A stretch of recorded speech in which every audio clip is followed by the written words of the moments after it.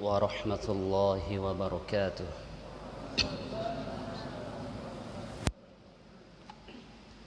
إن الحمد لله نحمده ونستعينه ونستغفره ونعوذ بالله من شرور أنفسنا وسيئات أعمالنا. من يهده الله فلا مضل له ومن يضلل فلا هادي له. أشهد أن لا إله إلا الله وحده لا شريك له وأشهد أن محمدا عبده ورسوله. يا أيها الناس اتقوا ربكم الذي خلقكم من نفس واحدة وخلق منها زوجها وبث منهما رجالا كثيرا ونساء واتقوا الله الذي تساءلون به والأرحام إن الله كان عليكم رقيبا. يا أيها الذين آمنوا اتقوا الله حق تقاته ولا تموتن إلا وأنتم مسلمون. يا أيها الذين آمنوا اتقوا الله وقولوا قولا سديدا يصلح لكم أعمالكم ويغفر لكم ذنوبكم ومن يطع الله ورسوله فقد فاز فوزا عظيما. أما بعد فإن أصدق الحديث كتاب الله وخير الهدي هدي محمد صلى الله عليه وعلى آله وسلم وشر الأمور محدثاتها فإن كل محدثة بدعة وكل بدعة ضلالة وكل ضلالة في النار. أيها الهادرون jamaah salat maghrib yang sama-sama berbahagia. Alhamdulillah, kita bersyukur kepada Allah di tempat yang penuh berkah ini, masjid yang mulia ini, tempatnya kita mendengarkan kalam-kalam Allah Subhanahu wa taala dan faedah-faedah lainnya, yang mana ini merupakan suatu kesyukuran yang sangat besar di sisi Allah Subhanahu wa taala, karena kita diberikan kemudahan dan keberkahan dari Allah sehingga kita mampu duduk di sini. Perlu kita pahami,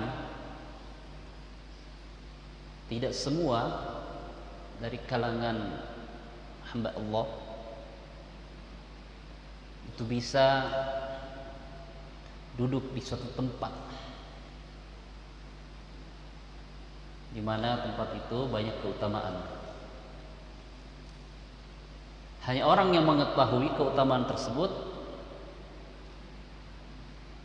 yang mau duduk di majelis ilmu. Apalagi duduknya tidak sebentar, sampai bulanan bahkan tahunan untuk duduk di majelis ilmu. Tidak semua Allah Subhanahu wa taala berikan kemudahan seperti itu. Jadi kita bersyukur kepada Allah karena diberikan kemudahan.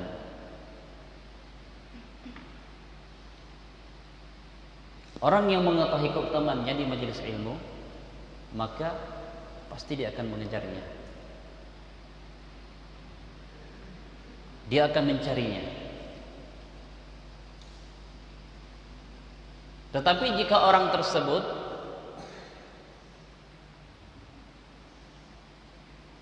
jauh dari majelis, bahkan enggan untuk hadir di majelis,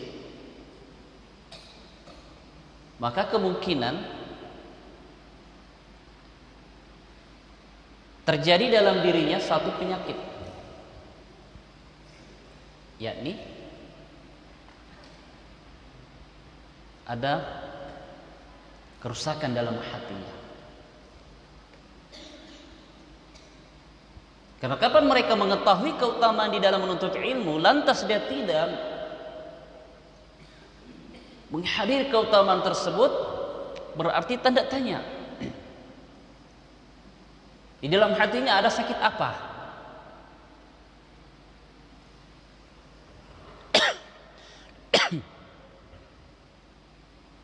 Kita harus tahu. Kalau ada terdapat suatu penyakit, maka ini yang menyebabkan dia jauh dari majelis. Dan penyakit hati itu bermacam-macam bentuknya. Ada memang dikarenakan hatinya ditutup oleh Allah Subhanahu wa taala. Karena terlalu banyak maksiat di dalamnya.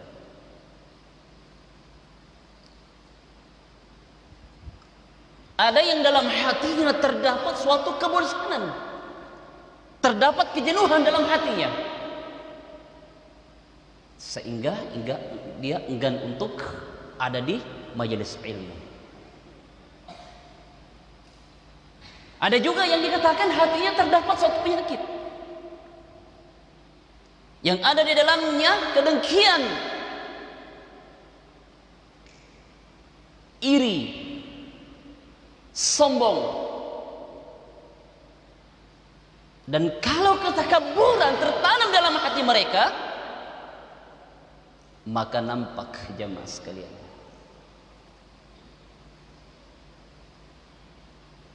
karena ketakaburan ini tidak akan pernah bisa mendatangkan manfaat.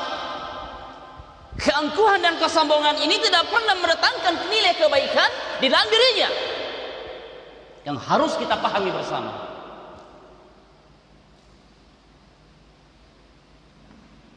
Nah, itu penyakit.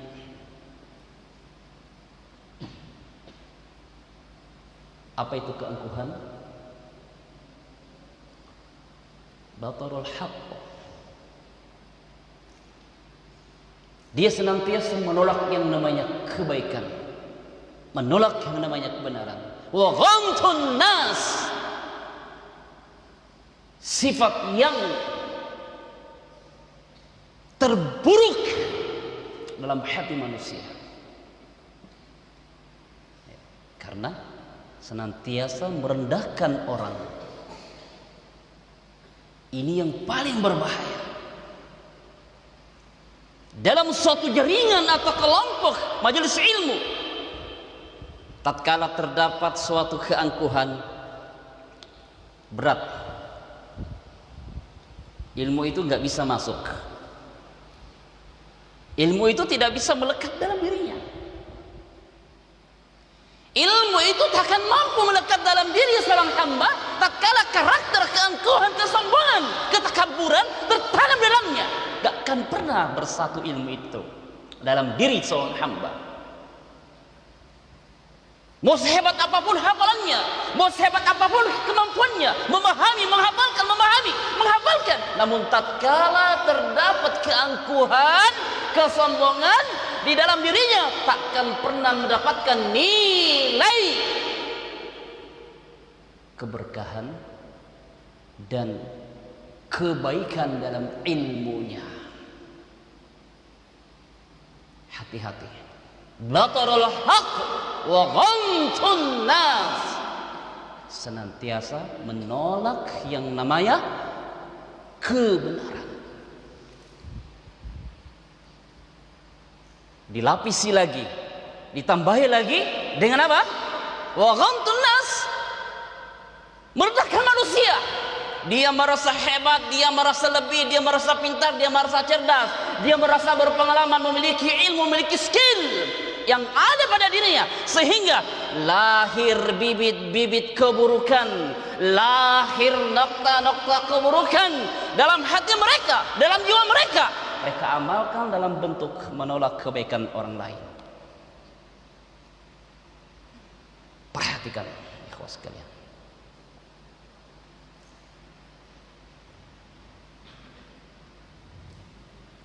Jadi jangan bangga dulu kalau banyak hafalan.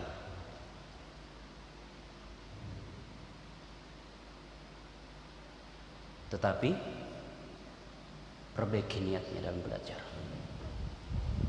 Perbaiki niatnya di dalam belajar. Terkhusus anak-anak kita semua yang ada di ma'had ini. Meninggalkan kampung jauh, meninggalkan rumah jauh, sanak saudara, familinya, keluarganya. Baru 3 hari masuk, 5 hari masuk ma'had, terniang-niang dalam pikirannya. Apa yang diingat? Kerinduan terhadap keluarganya, kerinduan terhadap kampung halamannya, kerinduan terhadap orang tuanya, kerinduan terhadap adiknya yang masih lucu. Ini ujian seorang penuntut ilmu. Kapan dia larut di dalamnya? Syubhat dari syaitan masuk. Jadi apa? Menuntut ilmu itu, berada di majelis ilmu harus memiliki nilai kesabaran yang tinggi, sampai dia mampu mengalahkan syubhat-syubhat, mengalahkan penggoda-penggoda, jin-jin, dan dunia. Kalau masuk dalam ma'had itu luar biasa godaannya, berbeda orang berada di luar.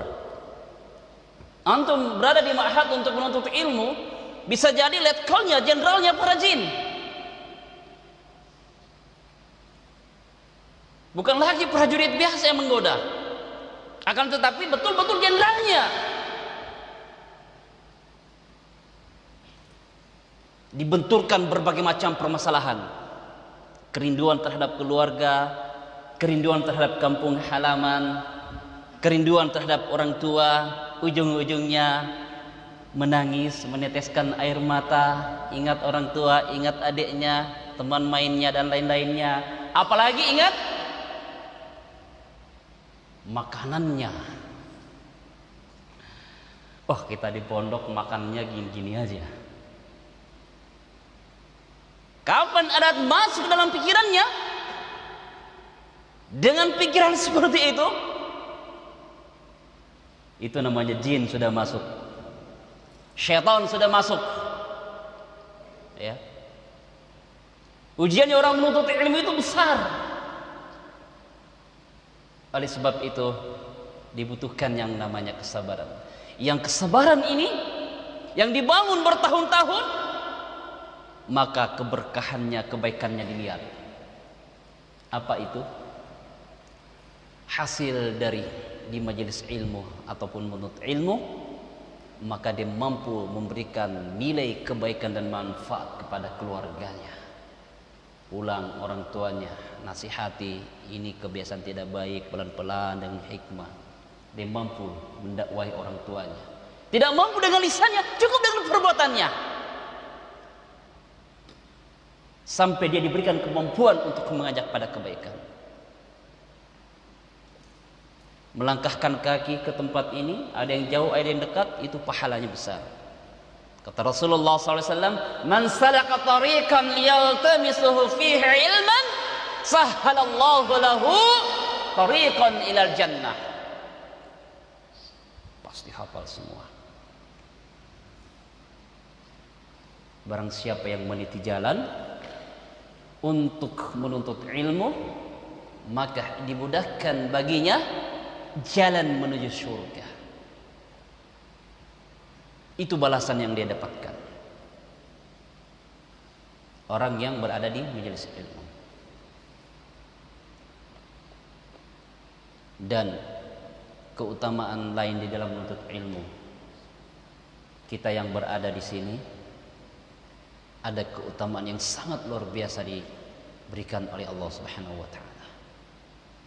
Disebutkan dalam hadis Rasulullah SAW, Nabi qamin fi baitin min buyutillah yatluna alkitab Allah wa yatadarasuna fima bainahum illa nazalat alaihimus sakinah wa ghasyiyatuhumur rahmah wa haffathumul malaikah wa dzakarakumullahu ta'ala fi man 'indah.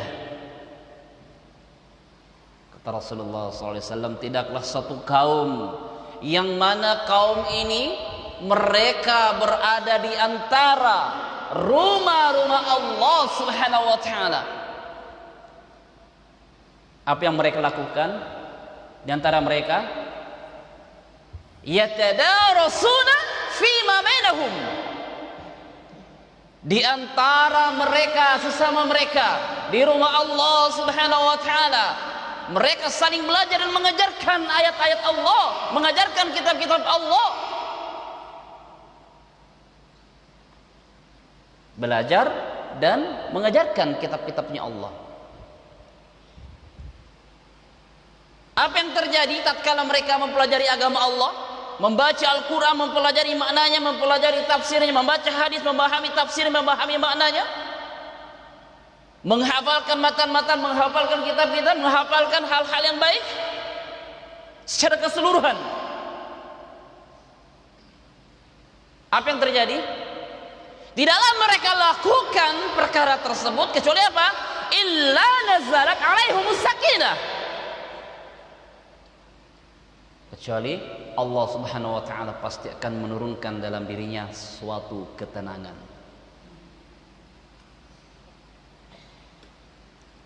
Harta yang paling berharga dalam kehidupan,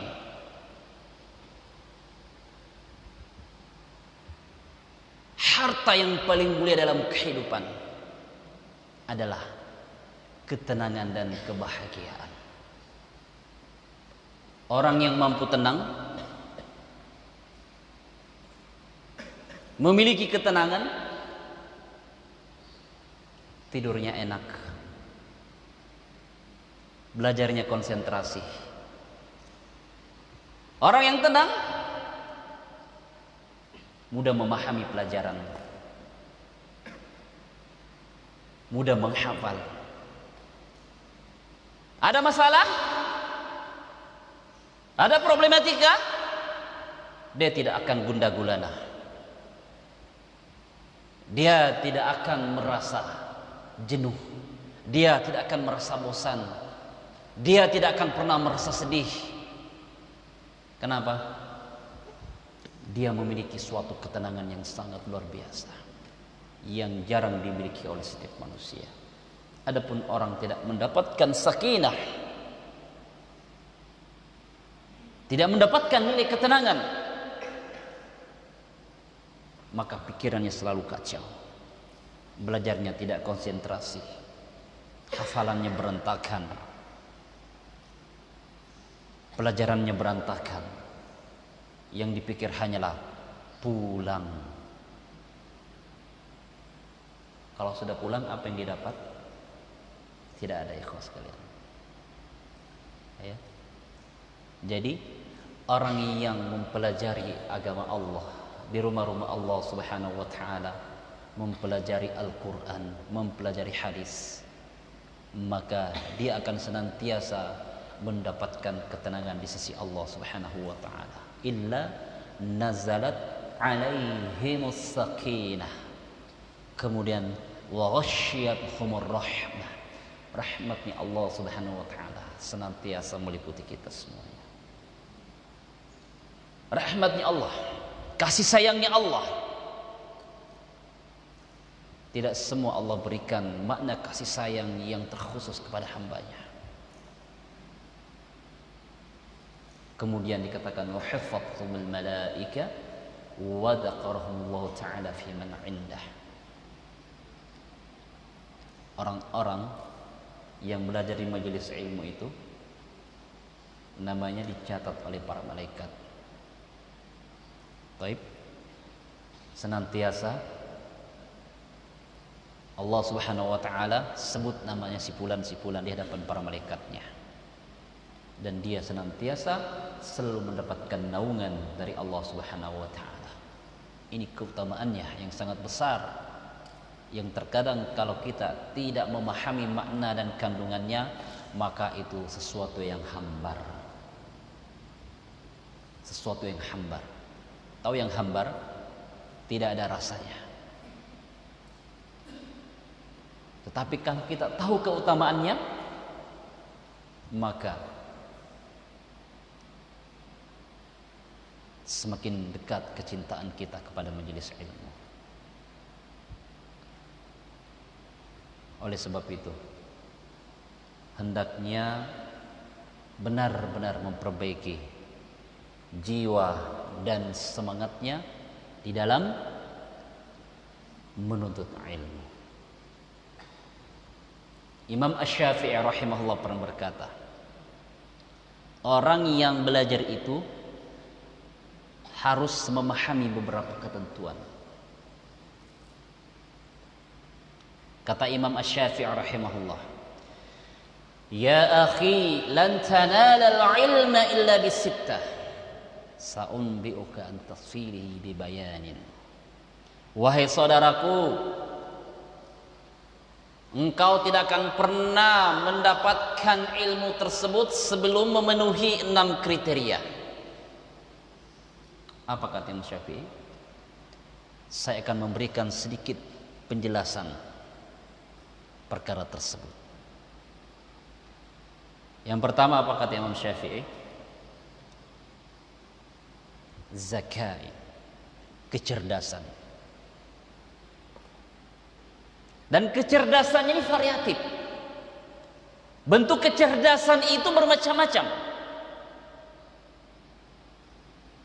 Banyak orang yang cerdas tetapi tidak pandai menempatkan kecerdasannya. Artinya apa?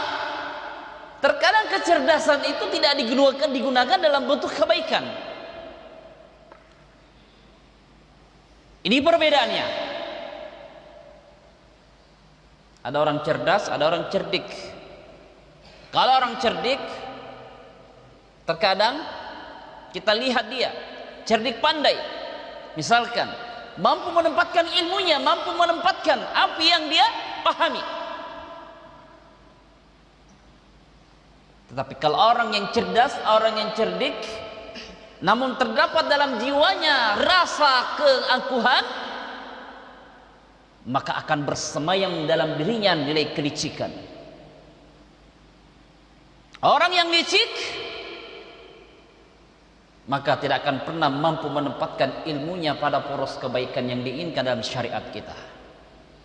Orang yang licik selalu bermanuver, walaupun dia paham. Orang yang licik selalu bermanuver, selalu membuat makar,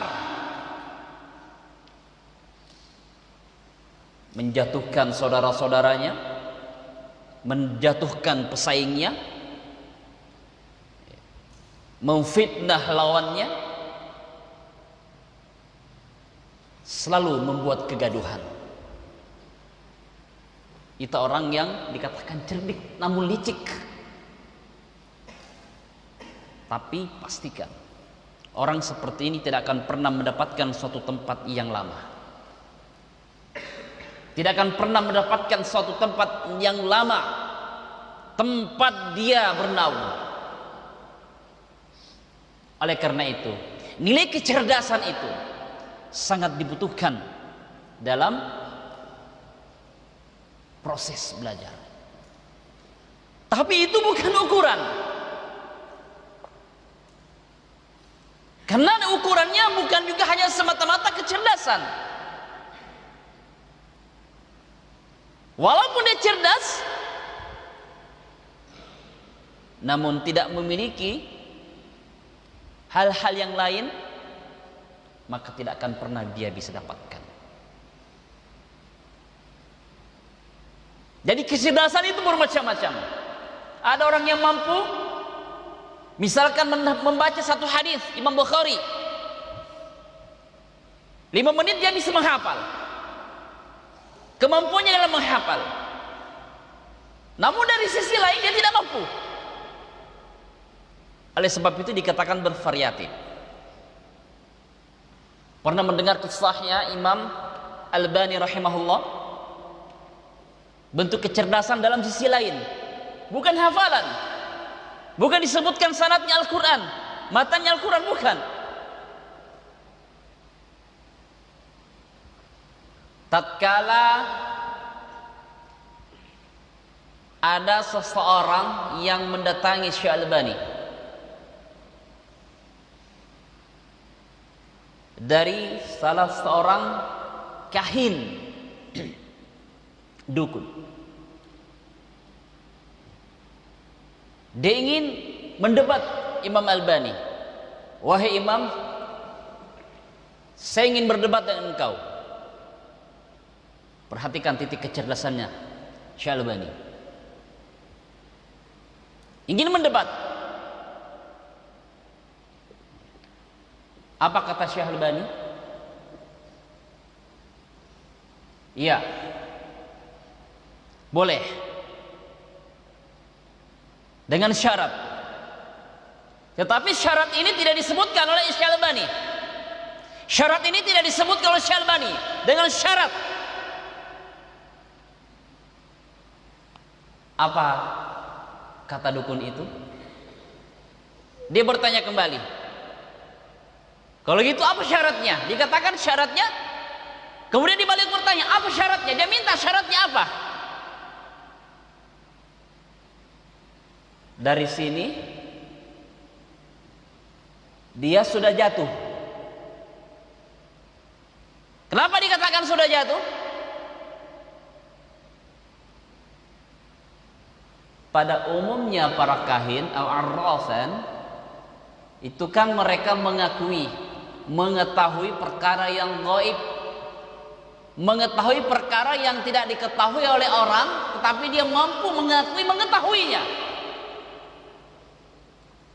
Langsung dikatakan oleh Syekh Albani, boleh tapi dengan syarat. Lalu dibertanya apa syaratnya? Di situ dikatakan Anda sudah kalah. Anda sudah kalah. Kenapa?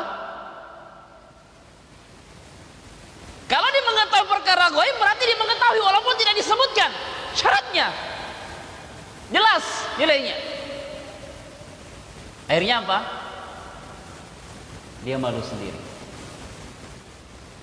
Akhirnya apa?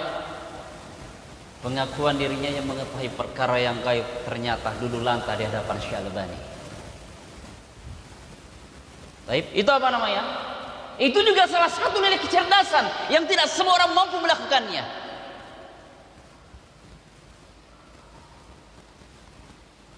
Tidak perlu mengatakan qala haddatsana Muhammad bin Musanna qala akhbarana Sufyan bin Uyainah dan lain-lain, tidak perlu. Cukup kata satu itu. Dia sudah kalah. Baik, ini kan nilai kecerdasan. Jadi kecerdasan itu bervariatif. Skill seseorang yang dimiliki, yang diberikan oleh Allah Subhanahu wa taala bermacam-macam. Ada seorang guru ahli dalam ini. Ada seorang ustaz ahli dalam bidang ini. Si A ahli dalam bidang ini. Si B ahli dalam bidang ini. Belum tentu si B ahli dengan apa yang dimiliki si A. Jadi kecerdasan itu bervariatif. Namun ini juga dibutuhkan dalam menuntut ilmu. Artinya apa? Mampu mengolah pola pikir kita dengan nilai kebaikan yang mampu mendatangkan kebaikan dan keberkahan bagi orang. Itu adalah kecerdasan. Baik, dipahami? Banyak ya. Ada lagi kisahnya Syekh Albani. ada salah satu praktek, ya, namanya klinik, bukan klinik, klinik. Itu ada perbedaan dari sisi bahasa. Orang-orang para tidak normal, ya. Nah, sejenis klinik ini orang juga yang mampu mengetahui sesuatu yang gaib. Dikabarkan dia mampu mengetahui berbicara dengannya rohnya si fulan. Jadi orang yang sudah meninggal dia mampu berkomunikasi, mampu berdialog dengan mereka. Itu ada prakteknya. Sehingga Syalbani datang ke sana. Dia bertanya, saya dengar katanya Anda mampu mendatangkan roh si fulan, rohnya si fulan. Kita bisa diajak dialog. Ya, kata dia benar. Ya, ceritanya seperti itu.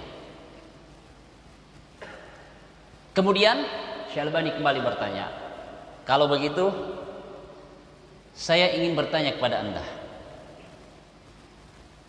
Saya ingin minta didatangkan rohnya Imam Bukhari. Loh, kenapa? Ada apa dengan rohnya Imam Bukhari? Kan orang bertanya, ada apa dengan rohnya Imam Bukhari?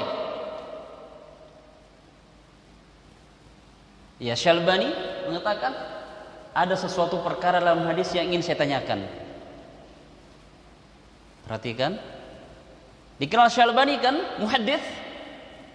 Dikenal Syalbani seorang muhaddits. Jadi ingin ditanyakan. Saya ingin berbicara dengan rohnya Imam Bukhari. Ada yang ingin saya tanyakan. Dan Syalbani tahu betul, paham betul bahwasanya orang ini tidak akan mampu menjawab. Karena apa yang didatangkan itulah kedustaan. Dan dia tidak akan pernah mampu mendatangkan rohnya Imam Bukhari. Kapan dia datangkan rohnya Imam Bukhari? Ditanya oleh Imam Albani, yang aslinya hanyalah seorang, atau dikatakan kedustaan yang mereka buat-buat, ataukah dari kalangan jin dan syaitan, dia tidak akan mampu melawan ilmunya Syalbani. Sehingga dikatakan, saya ingin berbicara dengan rohnya Imam Bukhari. Apa jawabannya? Langsung dia jawab, oh, kalau jam segini malam ini kita sudah habis, tidak ada. Kita bisa datangkan ruh. Silakan datang di lain waktu. Baik, kata Imam Albani. Ya. Dijanji hari apa? Dalam percakapannya itu kalau bukan hari Senin, Kamis. Seperti itu. Imam Bukhari, Syalbani pas tahu persis. Ini pasti orang sudah nggak ada orangnya. Benar, setelah hari berikutnya datang Syalbani, sudah tutup rumahnya. Ya. Sudah tutup tempatnya. Kenapa ditutup? Karena memang yakin itulah kedustaan yang mereka buat. Ya. Dari situ hikmah, poin yang kita pahami bahwasanya itu adalah kedustaan dan cara menjawab suatu permasalahan yang tidak perlu ribet, tidak perlu susah. Kita langsung bisa memahaminya. Itu adalah salah satu di balik kecerdasan. Itu yang disebutkan Imam Bukhari rahimahullah. Baik, Imam Asy-Syafi'i rahimahullah. Kemudian, ya, selain daripada kecerdasan, tapi jangan dikira, oh kalau saya ini tidak cerdas, tidak mampu menghafal, kalau gitu tidak usah belajar. Tunggu dulu. Ya, bukan itu jadi ukuran. Ya. Kemudian Imam Syafi'i berkata, hirs adalah semangat. Jadi ini kalau orang pintar mampu menghafal dengan baik, tapi kalau tidak ada semangatnya nggak jadi. Ya. Oleh sebab itu, ya, belajar itu harus semangat, jangan kendor, jangan lemes. Ya. Mendengarkan suatu berita yang tidak baik, misalkan di kampungnya langsung kendor, malas belajar. Ya. Tidak seperti itu. Tetapi harus diiringi dengan nilai semangat. Kemudian apa lagi? Mujahadah. Jadi adik-adik sekalian harus mujahadah. Bersungguh-sungguh. Mujahadah.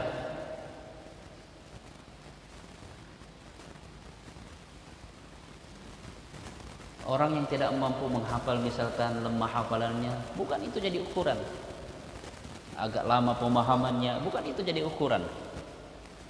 Apa ukurannya? Tatkala dia bersungguh-sungguh untuk mencapai tingkatnya itu, untuk mencapai tingkat ilmu tersebut, dengan kesungguhannya, dengan perjuangannya, maka Allah akan berikan petunjuk kepada mereka. Allah berikan kemudahan kepadanya, Allah berikan kefakihan di dalamnya. Itu keutamaan. May yuridillahu bihi khaira yufaqihu fiddin. Barang siapa, perhatikan di sini, yang diinginkan oleh Allah Subhanahu wa taala dengan nilai kepakihan terhadapnya, nilai kepakihan, barang siapa yang diinginkan oleh Allah Subhanahu wa taala dengan kebaikan kepadanya, maka dia akan dipakihkan dalam agamanya.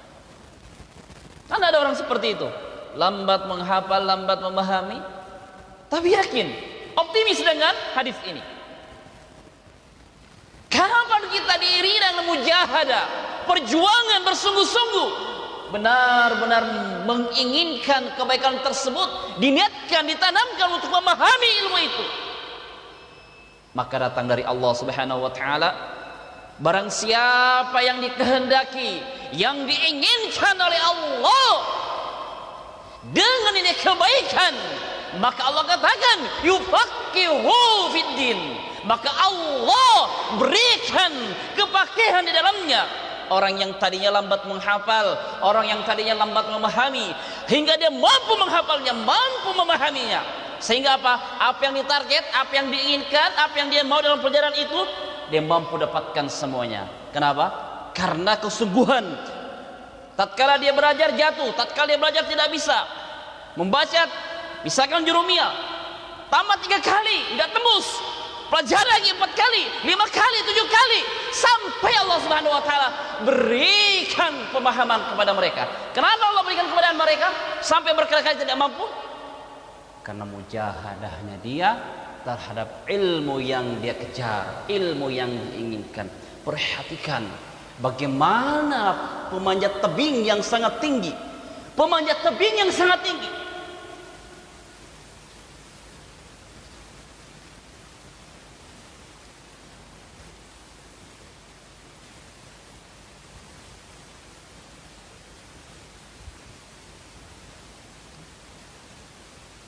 perhatikan, pemanjat tebing susah dipanjat, baru pegang 2-3 jatuh sehingga dia sampai di atasnya. Begitu juga pendaki gunung. Lihat pendaki gunung, ketinggian berapapun gunung, tempat yang licin, berduri, kedinginan yang sangat luar biasa sekali, mereka bertahan di tempat itu, memperjuangkan sampai dia mampu mencapai tingkat tertinggi di atas puncaknya. Dia jalani perjalanan itu hingga ke puncak dengan perjuangan yang sangat luar biasa, dengan duri-duri yang tajam, kerikil-kerikil yang tajam, gunung yang terjang, jurang yang dalam, jurang yang panjang, terjatuh berpegang, terpeleset bangkit, sehingga apa? Dia mampu mencapai tingkat yang paling tinggi, sehingga sampai di atasnya apa yang dirasakan, kenikmatan yang sangat luar biasa, memandang pemandangan sangat indah, yang sangat mulia, melihat, memandang ciptaan Allah Subhanahu wa taala yang menyejukkan hati, menendahkan hati, betapa besar keagungan dan kemuliaan Allah Subhanahu wa taala terhadap makhluknya. Didapatkan. Begitulah para penuntut ilmu. Jatuh dan jatuh, capek dan capek, ngantuk dan ngantuk, sehingga nanti dia mampu mendapatkan apa yang dia raih. Itulah keutamaan di dalam menuntut ilmu. Dia akan dapatkan dan dia akan raih hanya dengan apa? Mujahadah, kesungguhan, berjuang untuk mendapatkan nilai kebaikan dan keberkahan dari Allah Subhanahu wa taala terhadap ilmu tersebut.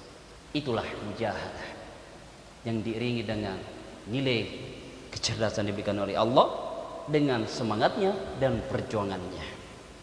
Baik, adzan dulu.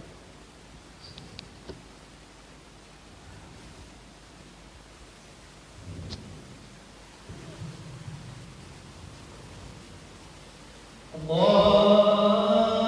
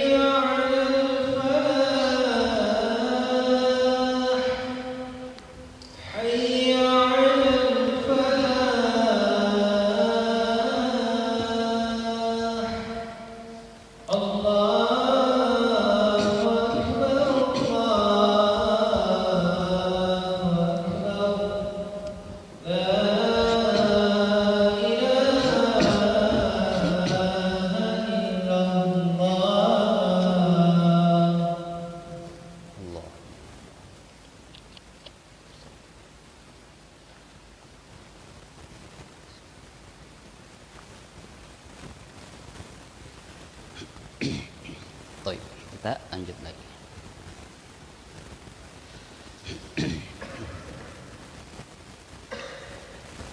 Itu yang disebutkan oleh Imam Syafi'i rahimahullah dalam menuntut ilmu, sehingga Imam Syafi'i dikenal imam besar di masanya. Jadi ini kalimat, kalau kita betul-betul ingin memahami, maka sangat luar biasa sekali kalau kita mampu mengamalkannya. Baru 3 yang disebutkan yang disebutkan Imam Syafi'i ada 6. Yang keempat, wa dirham. Apa itu dirham? Fulus. Bisa mananya ke sana, ya. Itu juga ada, juga dibutuhkan. Dibutuhkan perjuangan pengorbanan seperti itu. Tidak bisa tidak. Yang jauh rumahnya datang ke majelis taklim sini 5 kilo. Berapa cc bensin habis? Itu kan masuk daripada perjuangan itu, pengorbanan. Apalagi yang datang dari daerah. Apalagi yang menuntut ilmu di sini harus naik pesawat. Bayangkan. Bukankah itu pengorbanan? Ya, itu pengorbanan. Dan memang itu juga harus ada. Tidak bisa tidak. Rezeki Allah Subhanahu wa taala itu luas. Jadi para penuntut ilmu yang dimuliakan oleh Allah Subhanahu wa taala, jangan sia-siakan pengorbanan orang tua. Jangan sia-siakan perjuangan orang tua. Memperjuangkan semata wayangnya untuk meraih nilai kemuliaan tersebut dalam ilmu.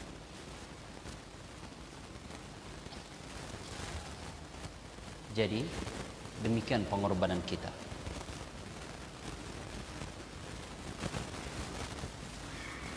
Luar biasa. Dan terkadang dalam menuntut ilmu itu tidak semuanya orang mampu mengeluarkan dengan nilai seperti itu. Dalam hal mempelajari ilmu agama,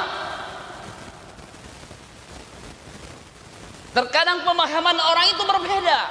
Mungkin karena ketidakpahamannya terhadap ilmu, tidak pengetahuannya tentang keutamaan menuntut ilmu, sehingga kalau belajar agama cukup bawa sepisang 1 tandan.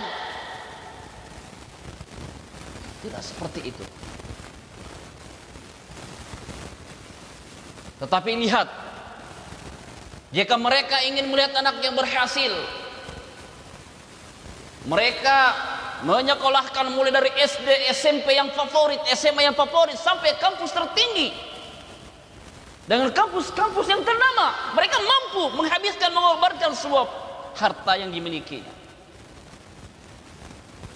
Tanah sawah dijual, kendaraan digadai dan bahkan dijual.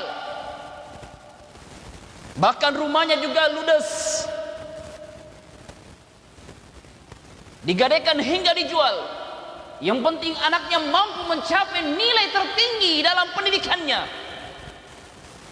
mencapai strata 1, strata 2, sampai S2, S3, sampai S4, S5.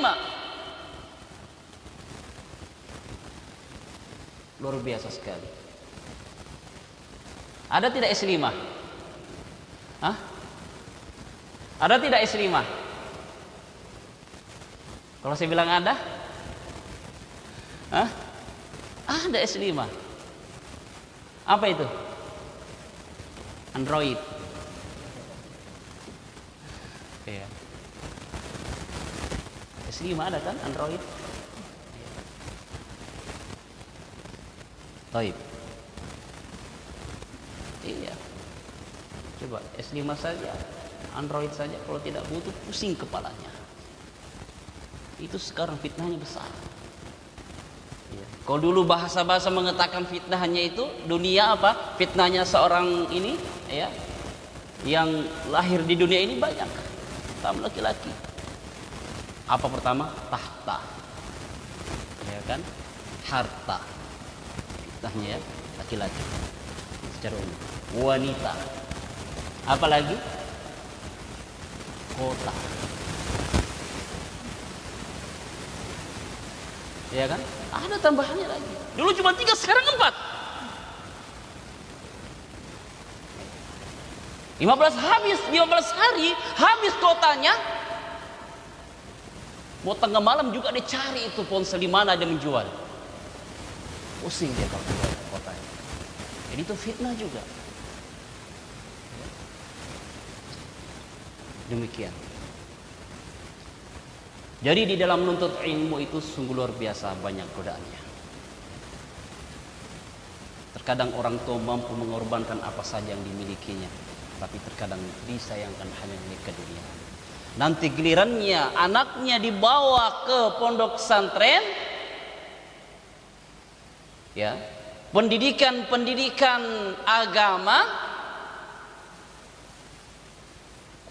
maka formulir pun dikatakan tak sanggup untuk menebusnya.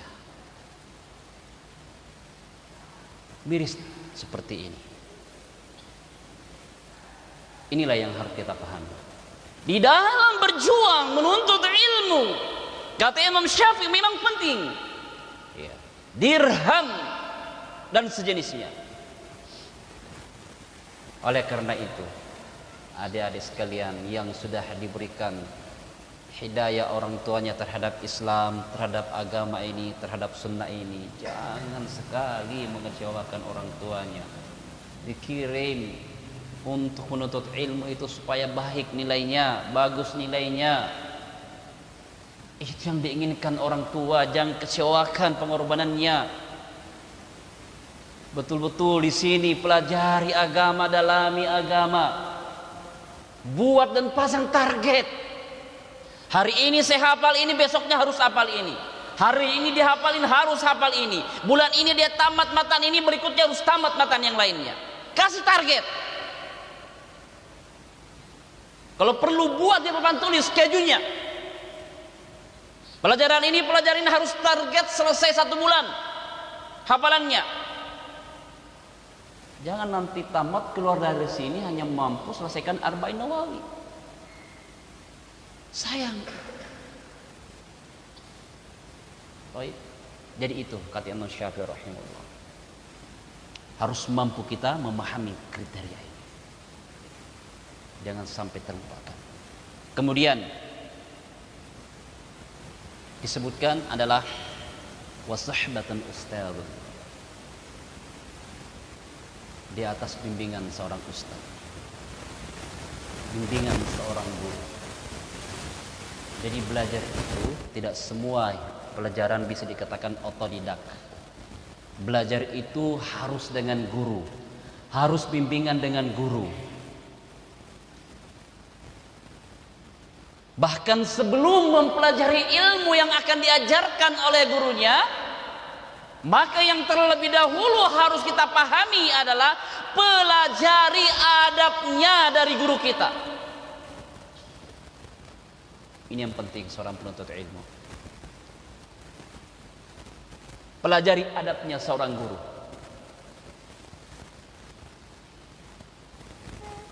Adab adalah salah satu penentu kebaikan dalam kehidupan kita dalam berdakwah.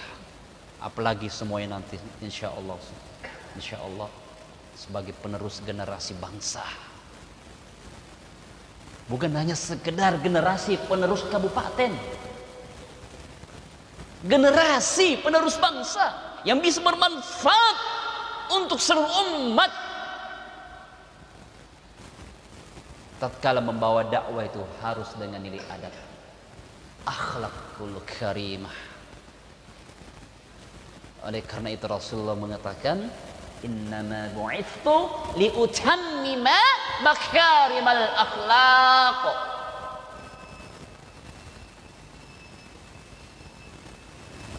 Kata Rasulullah, saya itu diutus tiada lain kecuali untuk menyempurnakan akhlak. Jangankan dari dulu, hingga sekarang juga akhlak manusia itu banyak bermasalah.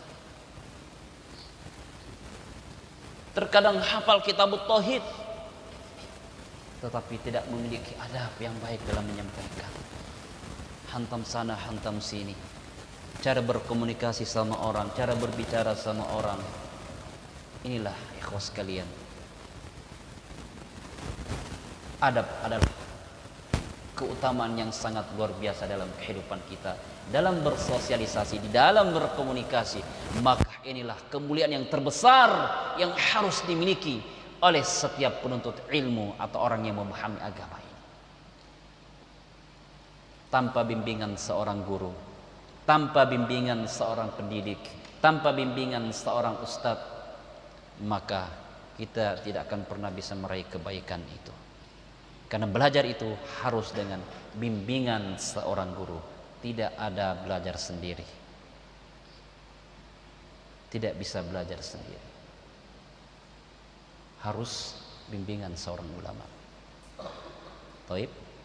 Kemudian terakhir yang disebutkan Imam Syafi'i rahimahullah. Di dalam belajar, di dalam menuntut ilmu, maka dikatakan harus bersabar. Kenapa harus bersabar? Wa tuluz zamanin. Di dalam menuntut ilmu itu dimiliki dengan waktu yang panjang. Tidak ada instan di dalam belajar. Di dalam menuntut ilmu tidak ada instan. Tidak bisa seketika. Harus melalui proses tahapan demi tahapan. Sehingga kita mampu memahami ilmu itu. Jadi jangan disangka nanti 3 tahun baru merasa kau seperti ini. Tidak seperti itu. Akan tetapi dibutuhkan di sini kesabaran menanti waktu yang sangat panjang. Butuh proses di dalam belajar. Dalam ilmu Al-Quran saja, kalau orang menemukan, bahkan dikatakan seorang guru yang lebih jeli, mempelajarinya juga lama. Satu contoh misalkan, orang yang sudah bisa membaca Al-Quran, terkadang surah Al-Fatihah untuk menjalani ujiannya ada 1 bulan, terkadang nggak kelar-kelar. Ada seperti itu? Banyak. Kenapa banyak? Karena ada lebih khusus lagi di dalamnya. Baru surah Al-Fatihah. Ya, ada beberapa pengalaman yang pernah didapatkan, bahkan kawan-kawan. Ya. Hatta dia seorang penghafal, sebagian mudir-mudir dari tahfidz. Ternyata ujiannya belum cukup sampai di situ. Ada yang 1 pekan bolak-balik menghadap ke syekh. 2 pekan, ada yang 1 bulan nggak kelar-kelar Al-Fatihahnya. Kira-kira di mana masalahnya? Ini butuh diselami lebih dalam lagi.